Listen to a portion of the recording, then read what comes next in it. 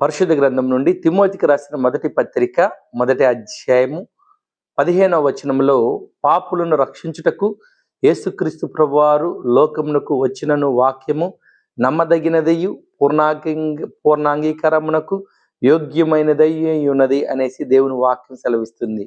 ప్రియులారా, నిజంగా యేసు ప్రభువారు పాపులను రక్షించడానికే ఈ లోకానికి వచ్చి ఉన్నాడు.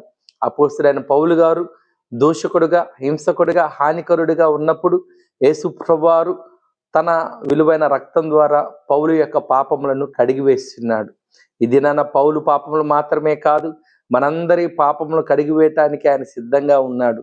మనల్ని క్షమించడానికి సిద్ధంగా ఉండి ఉన్నాడు.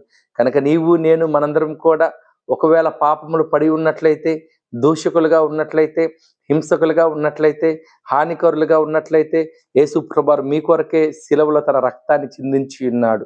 కనుక మీలో ఇంకా ఎవరైనా సరే దూషకులుగా, హింసకులుగా, హానికరులుగా ఉన్నట్లయితే మీ పాపములను ఒప్పుకొనుడి, యేసు ప్రభువారి సన్నిధికి రండి.